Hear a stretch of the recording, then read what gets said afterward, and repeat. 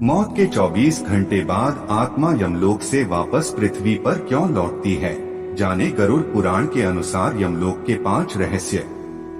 गरुड़ पुराण के अनुसार मृत्यु के बाद का संसार बहुत ही रहस्यमय होता है।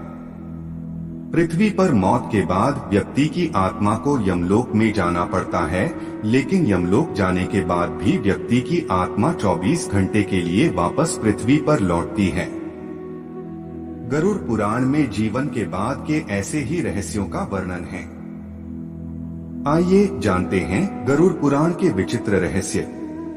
मनुष्य के मरने के बाद क्या होता है?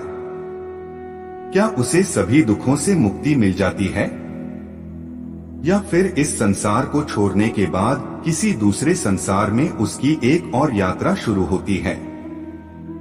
कई बार ऐसे सवाल हमारे मन में आते हैं। आपके मन में भी अगर मृत्यु के बाद के संसार के बारे में जानने की इच्छा होती है तो आपको गरुड़ पुराण पढ़नी चाहिए। गरुड़ पुराण में मृत्यु के बाद क्या होता और आत्मा को किस मार्ग से गुजरना पड़ता है, इन बातों का वर्णन मिलता है। आज हम आपको बताएंगे कि मृत्यु के बाद आत्मा वापस धरती पर क्यों लौटती है। आइए जानते हैं मृत्यु से जुड़े गरुड़ पुराण के 5 रहस्य। वीडियो में आगे बढ़ने से पहले हमारे YouTube चैनल जीवन ज्ञान संगम को लाइक सब्सक्राइब करें और कमेंट में जय श्री राम लिख दें। मृत्यु के समीप पहुंचकर मनुष्य के साथ क्या होता है? गरुड़ पुराण के अनुसार मृत्यु के दरवाजे पर खड़ा व्यक्ति का गला सूखने लगता है। उसकी त्वचा से नमी भी सूखने लग जाती है। उसे अपना शरीर हल्का लगने लगता है और आंखें सुकून की तलाश में बंद होने लगती हैं। मृत्यु के समीप खड़े व्यक्ति को आवाजें आनी बंद हो जाती हैं। वो बोलना तो बहुत कुछ चाहता है, लेकिन उसका गला जैसे जाम हो जाता है। इसके बाद यमराज उसके प्राण खींचने के लिए आते हैं, जो केवल उसी व्यक्ति को दिखाई देते हैं। यमराज को देखकर व्यक्ति बहुत कुछ बोलना चाहता है, लेकिन उसकी आवाज बंद हो जाती है। अंत में यमराज व्यक्ति के प्राण खींच लेते हैं और उसकी आत्मा को अपने साथ यमलोक में लेकर चले जाते हैं। 24 घंटे के अंदर वापस पृथ्वी पर लौटती है मनुष्य की आत्मा।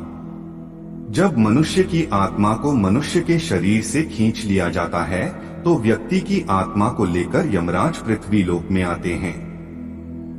गरुड़ पुराण के अनुसार व्यक्ति की मृत्यु के बाद पापी मनुष्य को 2.5 मुहूर्त यानी 24 घंटे के लिए यमराज धरती पर लेकर आते हैं।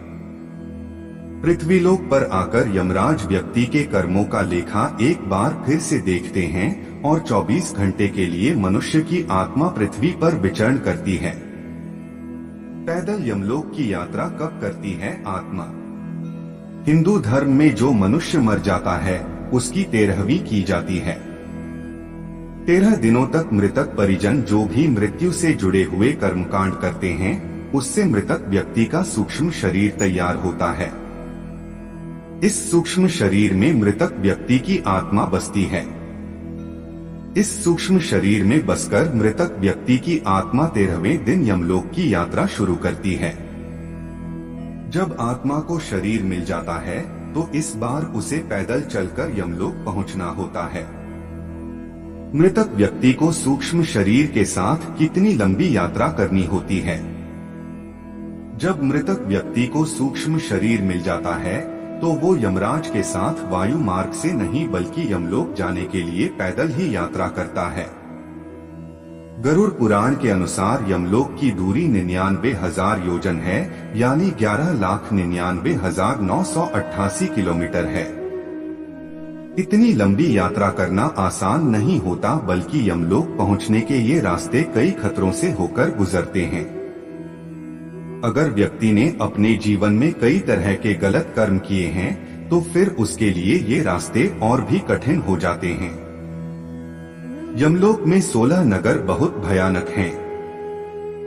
जब सूक्ष्म शरीर धारण करके मृतक व्यक्ति की आत्मा यमलोक में पहुंचती है तो उसे यमलोक के 16 नगरों से होकर गुजरना पड़ता है।